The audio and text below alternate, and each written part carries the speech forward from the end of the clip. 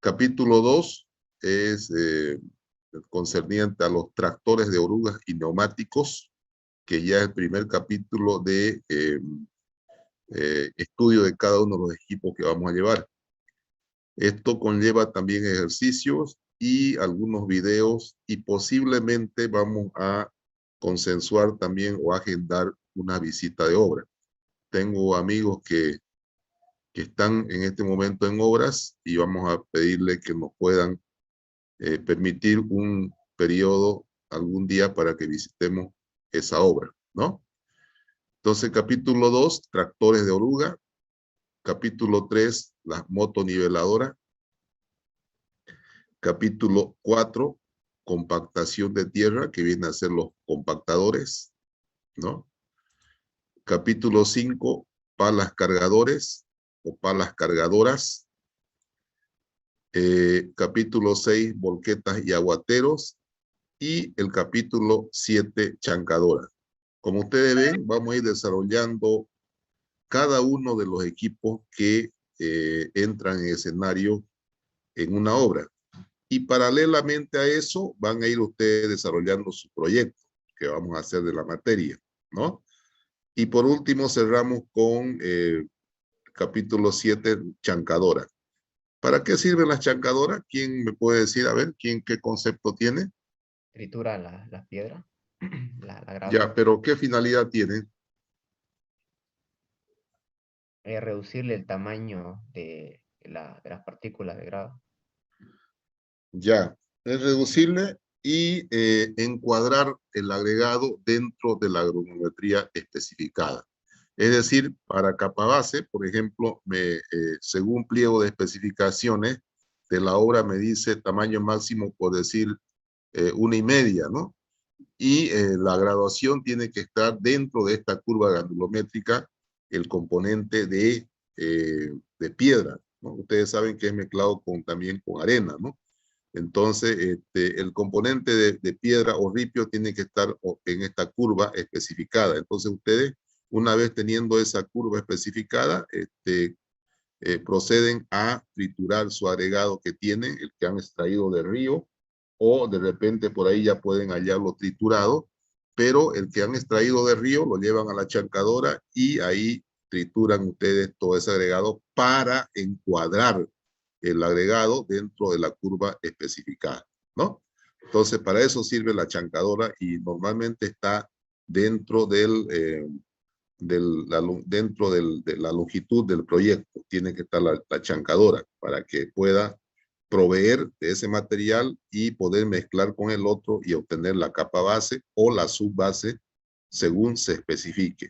Porque les hago conocer que no solamente la capa base puede llevar material de ripio, también puede llevar la subbase, de acuerdo a las exigencias que se tenga del proyecto. Para proyectos de mucha envergadura, muy delicados en cuanto a tolerancia que puedan tener el CBR del suelo, se puede ocupar también agregado en su base, no solamente en capa base. Entonces, para eso están las chancadoras. Va a ser el último capítulo que vamos a llevar y vamos a ver de qué manera trabaja y para qué. Entonces, esos son los 7 capítulos. Paralelo a esto, voy a buscar en algún momento darle un poco de costos para que ustedes también puedan tener un poco de costos de operación de esta maquinaria y de alquiler también de repente. Y bueno, con eso completamos los 7 capítulos. ¿Ya? ¿Está claro, no? ¿Sí? Sí. ¿Quedó claro? Ya. Ponderación. Aquí es lo que vamos a consensuar. La ponderación, inicialmente yo la he propuesto y veo, según mi punto de vista, que está bien equilibrado el tema de asignación de la ponderación. Exámenes parciales solamente 2. ¿Por qué solamente 2? Porque hacemos el proyecto, que prácticamente es un examen más, ¿no? Entonces, 2 exámenes parciales, cada uno 35 puntos. Los dos tendrían 70. El proyecto que van haciendo paralelo al desarrollo de los exámenes, 20 puntos o 20%. Los prácticos, como lo que he dado ese día, la anterior clase, todos ellos valen 5%, el solo hecho de presentarlo y estar completo, y la asistencia un 5%. Es decir, yo puedo sacar el registro de asistencia del Zoom en el caso de clases virtuales y tengo su asistencia. O si hacemos en obra, podemos también, si hacemos en clase, podemos también tomar la asistencia respectiva y ustedes tienen ya un porcentaje en ese nivel. No sé qué les parece la ponderación.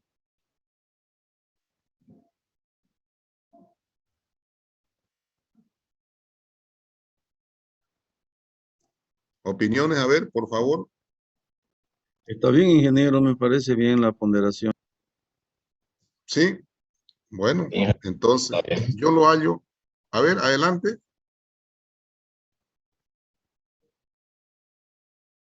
Está bien la ponderación, ingeniero. Ya. Me parece que está bien, me parece que está equilibrada con lo que vamos a hacer y además el objetivo que me he trazado alcanzar en este semestre.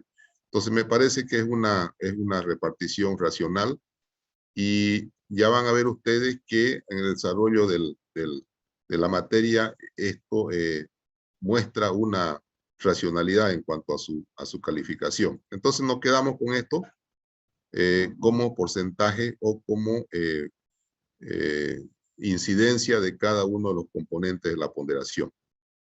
Bueno, metodología de las clases. Vamos a llevar clases por Zoom y presenciales también. En algún momento vamos a hacer algunas clases presenciales y los exámenes evidentemente son presenciales, ¿no?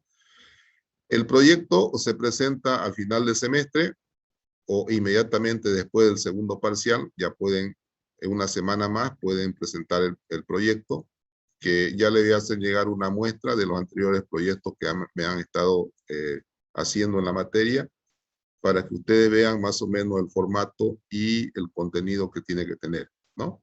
En fecha a definir por el profesor. Ya definimos una fecha y en esa fecha ustedes entregan.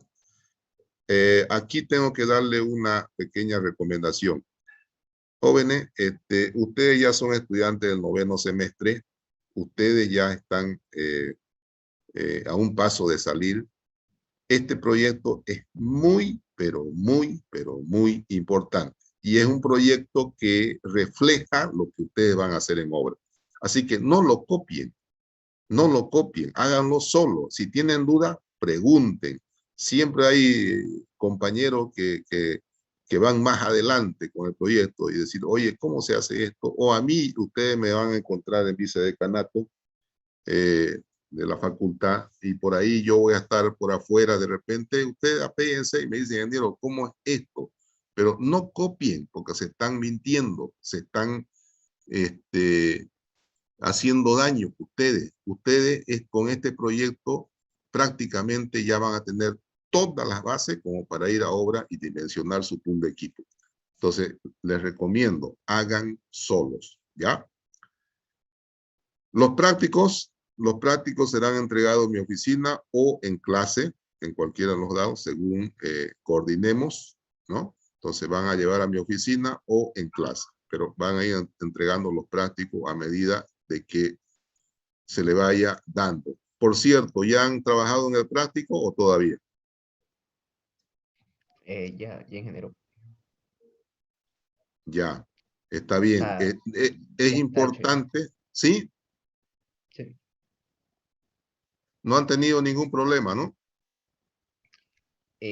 Una duda, ingeniero, tenía con respecto al práctico, que si es que se la toma en cuenta o no. Sí, adelante. Ya, la parte cuando teníamos que calcular en la capacidad de la volqueta, yo le comenté a bueno, un amigo mío que ya venció la materia y me decía de que tienes que tomar en cuenta de dónde a dónde se va a llevar, ¿no? Y también el tipo de material que se lleva, porque, por ejemplo, si yo tengo una volqueta con una capacidad de 12 metros cúbicos y digamos que lo voy a subir a un lugar que sea, cuya altitud sea más elevado, digamos, hacia una zona que sea de puro cerro, debido a la pendiente yo no puedo llenarle la capacidad a mi volqueta, ¿no? Se puede caer material y también dependiendo del tipo de material, ¿no? No es lo mismo que yo lleve arena a que yo lleve grava, porque la arena es más propensa a que se salga, ¿no? Se escape de mi volqueta. Y igual estaba leyendo del libro de Carreteras 1 del ingeniero Percy, y ahí él daba una recomendación que se tome un factor de seguridad de un 5%, o sea, que le mayore, digamos, lo que estoy llevando en mi volqueta. No sé si lo tomaría en cuenta algo así, o supongamos que de dónde a dónde yo estoy llevando sea todo plano y que no haya ningún problema. Ya, no, excelente la pregunta. Obviamente en situaciones especiales como esa, por ejemplo, en pendiente puede haber desperdicio, ¿no? Y eso ya lo vamos a ver en el tema costo. En el tema costo siempre se trabaja con un desperdicio, que se llama. Evidentemente es así. O en zonas de mucho viento, digamos, ¿no? Entonces hay una pérdida de material.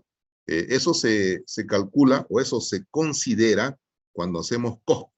En este caso yo le estoy dando un ejercicio que ustedes tienen que manejarse con 12 metros cúbicos, nada más, ¿ya? Ese es el dato. No lo mayoren ni lo disminuyan. Trabajen con 12 metros cúbicos y para efecto del objetivo del práctico, como objetivos generales que ustedes me distribuyan cada qué distancia va a estar ese material, ¿no? Ese es el objetivo que estoy persiguiendo, para que ustedes en obra se ubiquen cada cuánto espacio tienen que esparcir ese material. Nada más. Pero evidentemente, cuando se maneja costos, ya se maneja con desperdicio y se calcula siempre con un porcentaje mayor por pérdida que pueda causar el transporte de ese material. ¿Está claro? Listo, ingeniero. Ok, libros. Vamos a llevar, en realidad, el contenido está basado en el libro del ingeniero Amelunge. Ya pronto yo, como soy nuevito en la materia, haré mi propio libro, que prometo hacerlo. Tengo muchas experiencias en obra y ahí quiero transmitirlo en mi libro. Pero bueno, por el momento como consulta podemos tener el libro del ingeniero Amelunge, ¿no? Y para efectos de rendimientos, el manual de equipos Caterpillar. Este manual tiene como unas 400 hojas. Yo lo tengo impreso, se lo puedo hacer, se lo puedo prestar a uno de ustedes y sacan fotocopia, porque no solamente lo vamos a utilizar en la materia, no solamente lo vamos a utilizar en la materia, ustedes lo van a utilizar cuando trabajen en obra, ¿ya? Entonces es muy importante que lo fotocopien.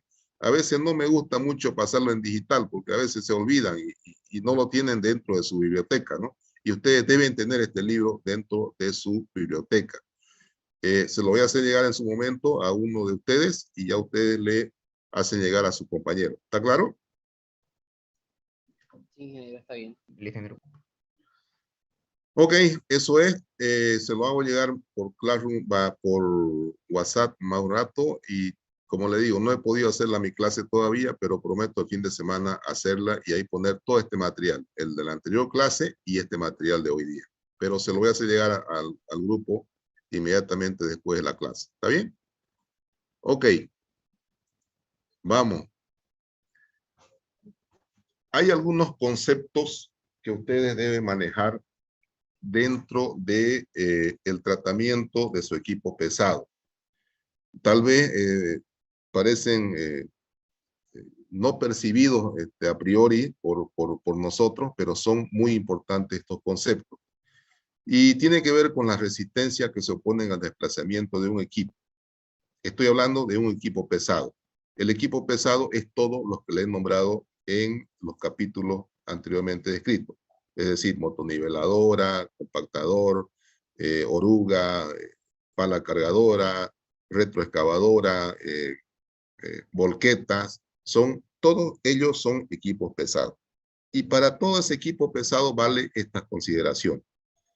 Para efecto de cálculo práctico en vehículos que desarrollan bajas velocidades menores a 100 kilómetros por hora, estamos hablando de equipo pesado, se consideran solamente dos fuerzas que se oponen al movimiento, las cuales son resistencia al rodamiento y resistencia a la pendiente.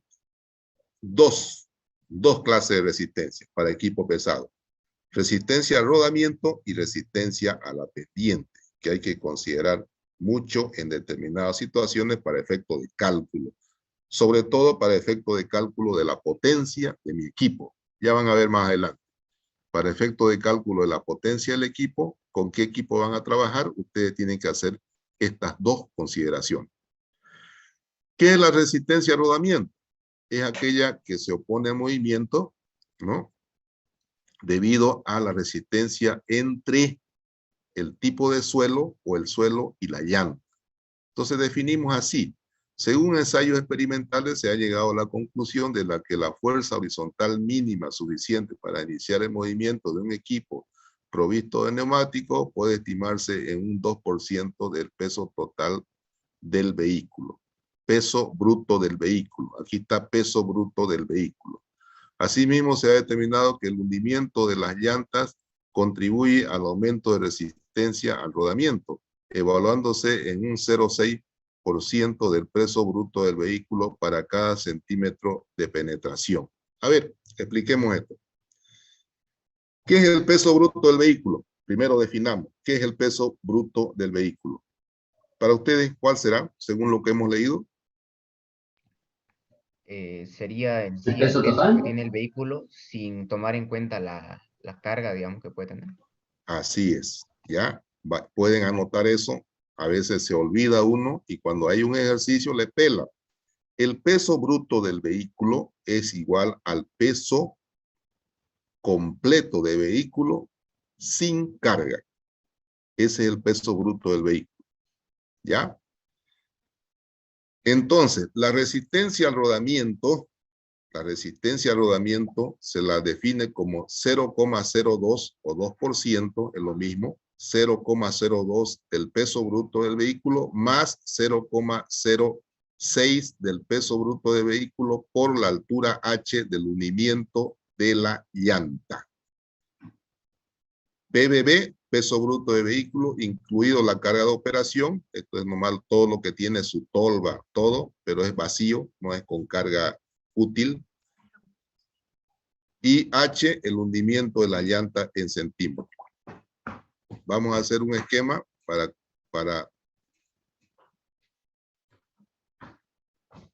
esta llanta. Si dibujamos la llanta y entra a un determinado lugar fangoso, esta llanta se hunde unos centímetros, qué sé yo, 2, 3 centímetros, no sé. También tiene que ver eso con la resistencia al rodamiento. Como son equipos de baja velocidad, entonces el hecho de que la llanta se hunda incide en una resistencia al rodamiento, ¿no? Digo yo, ¿cuándo ocurre esto? ¿Cuándo ocurre que la llanta se hunde? Cuando se vence la tensión del suelo. La resistencia del suelo. Así es. Cuando la resistencia del suelo es menor, ¿no?, a la presión ejercida, ahí hay un hundimiento. Cuando se hace una carretera, ¿será que la presión de la subbase, la capa base, van a ser menor a la presión del suelo?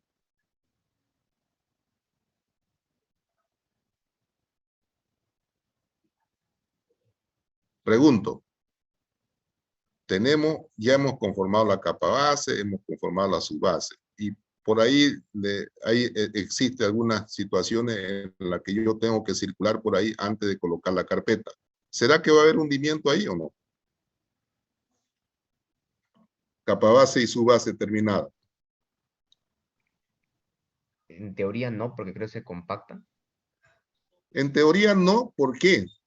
Y en la práctica también, ¿por qué? Porque la subbase y la capa base están compactadas cumpliendo especificaciones, y esas especificaciones exigen que sea un CBR que contrarreste cualquier carga de transporte que haya sido, para cual haya sido diseñada esa carretera.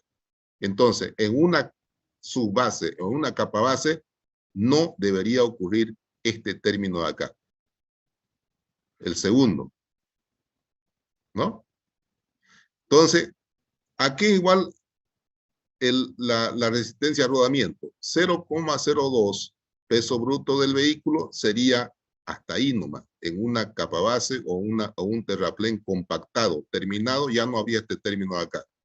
Esto se añadiría esto. En un suelo sin compactar. Un terreno en natural.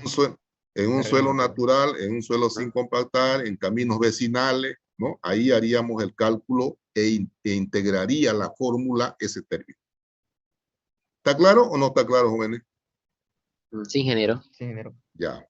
Donde peso BB, peso bruto del vehículo, incluido carga de operación. Esto viene a ser, carga de operación viene a ser su llanta de auxilio, sus herramientas complementarias, digamos, ¿no? Pero es vacío, no es con carga útil.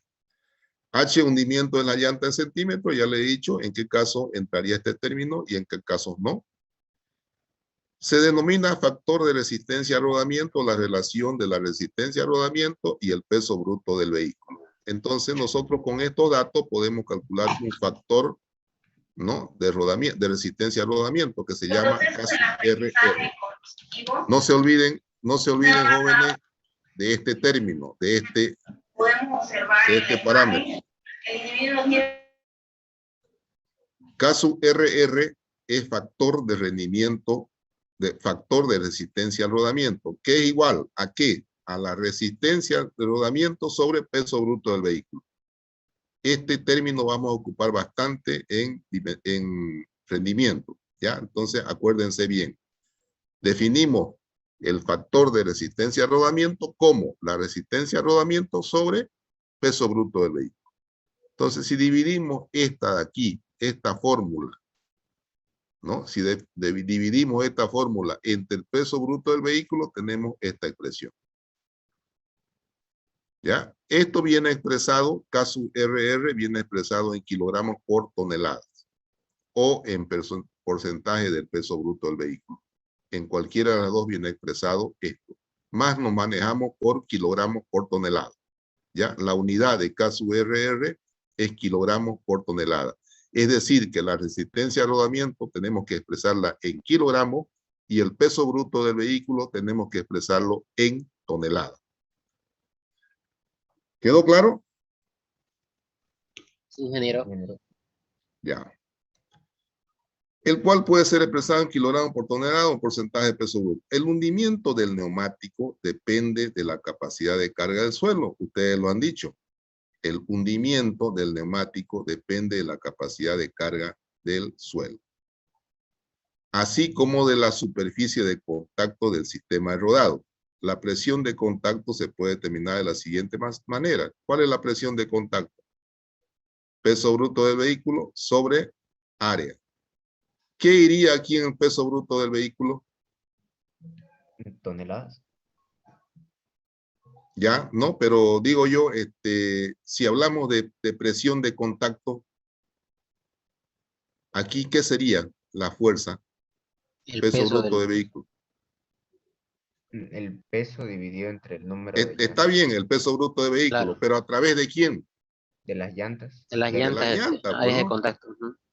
Si es 4 llantas, sería el P cuarto, ¿no? Ajá. P cuarto por 4, digamos. Sería el peso del peso bruto de vehículo sería transmitido a través de las 4 llantas. ¿Y cuál sería el área? La parte que está en contacto de la llanta con el suelo. Multiplicado por ¿cuánto? Por el Por número el de número de llantas. neumáticos. Por el número de neumáticos. ¿Ah? ¿Está clarito, no? ¿La fórmula o no? ¿Ya? Sí. Entonces, donde peso C, presión de contacto del suelo con el equipo, eso está claro. Área de contacto del sistema de rodado del equipo. ¿Por qué dice del sistema de rodado? Quiere decir de una llanta multiplicado por 4, por 6, por 8, depende del número de llantas. Por eso habla de sistema de rodado del equipo. Llamando C a la capacidad de soporte de un suelo, se tiene. Si peso C es menor a C, no hay hundimiento. Es decir, si la capacidad de soporte del suelo de esa plataforma es mayor a la presión, no hay hundimiento, que es lo que hablábamos hace rato. Si peso C es igual a C, ¿qué pasa? No hay hundimiento también. O sea, está cabal, digamos, ¿no? Está Como en se dice, equilibrio. está en equilibrio. Y si P sub C es mayor a C, ahí se produce el hundimiento. ¿Está claro? Esa es la explicación que se da a lo anteriormente estudiado. De manera práctica,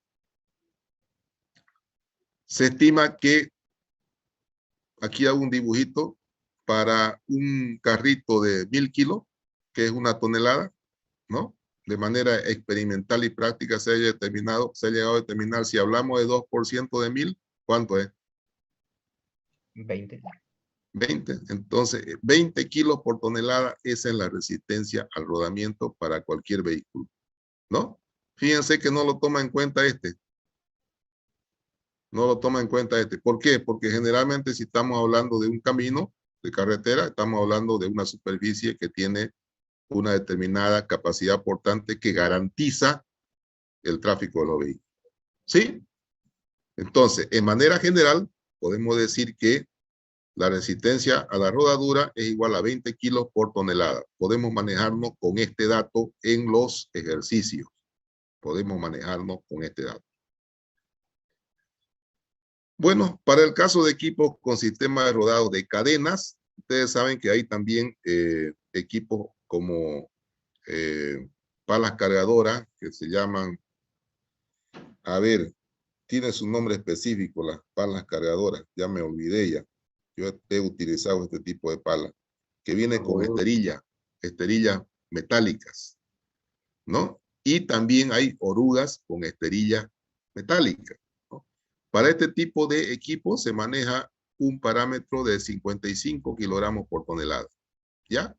Para un equipo común como volqueta, como palas cargadoras con neumáticos, etcétera, etcétera, se maneja 20 kilos por tonelada, pero para equipos pesados con esterilla se maneja 55 kilogramos por tonelada. Si yo le doy un ejercicio a ustedes de una oruga con cadena metálica, ustedes tienen que aplicar 55 kilogramos por tonelada la resistencia al rodamiento. ¿Está bien? Ok. Hasta ahí, resistencia al rodamiento. Vamos con la resistencia a la pendiente. Resistencia a la pendiente. Si un vehículo va en pendiente, fíjense, este vehículo va en pendiente, tiene dos componentes, la perpendicular al plano y la paralela al plano. Aquí está. Perpendicular al plano, paralela al plano, ¿no? Física 1. La resistencia a la pendiente viene dada por la fuerza paralela a la superficie de rodadura, pudiendo ser favorable en un caso de subida o bajada, respectivamente, favorable o desfavorable, ¿no? Si es en subida, la resistencia a la pendiente es favorable o desfavorable. Desfavorable. Desfavorable, o sea que la tenemos que considerar. Y si es en bajada, ya no es resistencia, más bien es una ayuda, ¿no? al vehículo. Entonces, ahí ya no la consideramos como resistencia a la pendiente. Solamente la vamos a considerar cuando el vehículo está subiendo. ¿Está bien? Entonces, ahí están las componentes, fíjense. Esta es la componente del peso. Esta negra es el peso del vehículo. Peso del vehículo. Entonces, la componente, tenemos una componente perpendicular al plano y tenemos una componente paralela al plano por donde se desliza ese vehículo. ¿Cuál es la que tenemos que considerar? La paralela al plano. RP, resistencia a la pendiente. Esa fuerza es la que produce una resistencia a la pendiente. Bueno. W, peso bruto del vehículo. RP, resistencia a la pendiente. AB, longitud de la superficie de rodadura de 100 metros. Vamos a considerar esta AB que tenga 100 metros. Ya van a ver para qué. 100 metros. AC va a tener una abertura, una elevación de 1 metro. Lo que da una pendiente de ¿cuánto? Del 1%, ¿no? ¿Sí o no? Si tengo elevación 1 metro en 100 metros, eso me da una pendiente del 1%. Vamos a hacer una analogía de triángulo. RP es a W. Aquí está. RP en este triángulo. RP es a W. ¿Cuál es su homólogo aquí en este triángulo? AC. Como AC AB. es a AB. AC es a AB. ¿Cuánto tiene AC? 1 metro. 1 metro. ¿Cuánto tiene AB? 100. 100 metros. 100 metros. Bueno, hacemos esa relación. Y sacamos que RP, la resistencia a la pendiente, esto pasa a multiplicar allá, va a ser igual a W por AC sobre BC. ¿Cuánto vale W? W vale, en este caso, 2.000 libras. 2.000 libras. ¿Ya? Para esta demostración que estamos haciendo, W vale 2.000 libras. ¿Cuánto vale AC? 1 metro. ¿Cuánto vale BC? 100 metros. Multiplicando y eliminando metro con metro, me sale que esto vale 20 libras por tonelada. Por pendiente, ¿no? Por pendiente, por 1% de pendiente. Este es el dato que manejamos en resistencia a la pendiente. Es decir, la resistencia a la pendiente es 20 libras por tonelada por cada 1% de pendiente. ¿Se entiende? Sí. Sí. Ya. Bueno, ese es el dato que van a manejar ustedes. Resistencia al rodamiento, si ustedes quieren ser prácticos, 20 kilos por tonelada. Ese dato van a manejar. Resistencia a la pendiente, 20 libras por tonelada por cada 1%. Y si la pendiente tiene 2%, ¿cuánto va a ser? 40. 40. 40, ¿no? Libras por tonelada. ¿Quedó claro, no? Sí, sí. Sí, ingeniero. Ok. Bueno, vamos con otra resistencia que poco la consideramos, pero que ustedes la van a conocer también. Resistencia a la inercia, ¿no? Surge cuando un vehículo tiene variación de velocidad. Es decir, cuando un vehículo va, por ejemplo, de 80 kilómetros por hora y bruscamente cambia a 60, hay una resistencia, ¿no? Por inercia. Ese vehículo medio que sufre se frena, sufre una descompensación, ¿no? Entonces, ahí hay una resistencia por inercia. O en el caso que también va de 40 y bruscamente quiere ascender a 60, digamos, ¿no? También hay una resistencia o un efecto de resistencia por inercia. Si consideramos que el peso es igual a masa por aceleración, aquí es igual la masa, es igual al peso sobre la gravedad.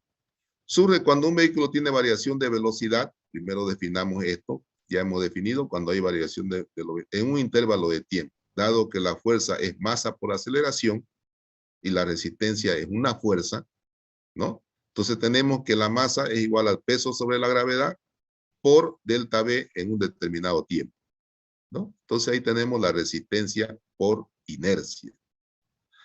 Tomando P en toneladas, delta V en kilómetros por hora y T en segundos, tenemos que la resistencia a la inercia va a ser igual a más o menos 28.3 de P por delta V sobre T. Y esta es la fórmula que nos permite calcular resistencia por inercia. Y ustedes dirán, ¿de dónde viene el 28.3? Práctico, me lo determinan ustedes, ¿de dónde viene eso? ¿Está bien? Sí. ¿De dónde viene eso? ¿Quién me puede decir así? Para darle una idea a lo que vamos a hacer práctico. La gravedad, ingeniero, es ¿La una gravedad? constante. Sería hacerle Exactamente. 1 sobre la gravedad y volverlo al sistema de unidades que está ahí. Ya, bueno, ya, ustedes me lo hacen eso, ya, como práctico. Ya, ese va como un segundo ejercicio. Anótense ya. Determinen de dónde viene 28,3. Es que es importante esto, no hay que aprender de memoria, ¿no? Es importante saber de dónde viene. El doble signo debe ser interpretado como positivo cuando delta V es igual a V2 menos V1 mayor a 0. Cuando la mayor velocidad es mayor, o si se quiere entender, la velocidad final es mayor que la inicial, y cuando eso es mayor a 0, esa es una aceleración, obviamente, y va a ser positivo. Y negativo cuando el sentido es el contrario, cuando vamos con una mayor velocidad y ponemos una menor velocidad. Entonces, según la situación que se tenga, va a ser positivo o negativo. ¿Está claro hasta ahí, jóvenes? ¿Todo lo anterior? Sí, ingeniero. Ok. Estudio de fuerzas motrices. Vamos a entrar un poquito a esto y después lo vamos a dejar porque quiero ya la próxima clase hacer ejercicios. Y el próximo concepto tiene que ver con potencia de desempeño o potencia útil. Eso lo vamos a dejar para la próxima clase porque es muy, pero muy interesante. El elemento básico se llama potencia, entendiéndose como tal el producto de la fuerza aplicada por la velocidad desarrollada, ¿no? Entonces, ustedes ya saben a qué es igual una potencia, fuerza por velocidad. En los equipos, el componente que genera potencia se llama motor, ¿no? Ese es el equipo que genera la potencia necesaria para determinado fin. Hay motoniveladoras de diferentes potencias de motor, según el rendimiento que uno quiera alcanzar. Por eso es importante tener estos conceptos. No solamente la moto, el oruga, la pala, el compactador, tienen diferentes potencias y de acuerdo al rendimiento que nosotros queramos tener, elegimos el tipo de equipo que vamos a utilizar basándonos precisamente en la potencia del equipo. Concepto de motor. Motor de un equipo es aquel que actúa como transformador de energía, ya sabemos, ¿no? Tal es el caso de un motor de combustión interna que transforma la energía emergente del proceso de combustión, combustible, oxígeno, calor. Estos son los componentes del proceso de combustión en energía cinética, es decir, prendemos el motor y mediante él aplicamos una potencia y desarrollamos una energía cinética porque movemos ese equipo, ¿no? Entonces, de ser una energía de combustión, la transformando en una energía cinética, ¿no? Al andar el vehículo. Entonces, ese básicamente es el concepto de motor. La potencia generalmente se mide en horsepower, ¿no? Sistema inglés o caballos de vapor. También podemos definir en estos dos términos. Y si queremos trabajar en cada uno de ellos, aquí está la relación. Un HP, que es horsepower, es igual a 1,014 caballos de vapor. Esto es importantísimo. Anótense, ¿ya? Un horsepower o un HP es igual a 1,014 caballos de vapor. Esto vamos a utilizar a menudo en ejercicios de este tipo.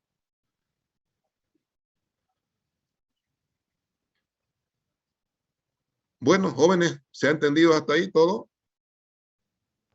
Sí, ingeniero. Sí, Ingeniero. ingeniero. Ya, hasta ahí vamos a avanzar. Veo que estamos yendo medio deprisa, ¿no? Pero lo importante es que se entienda lo que estamos llevando, porque después vamos a utilizar todos estos conceptos. Ya saben, tienen un práctico más y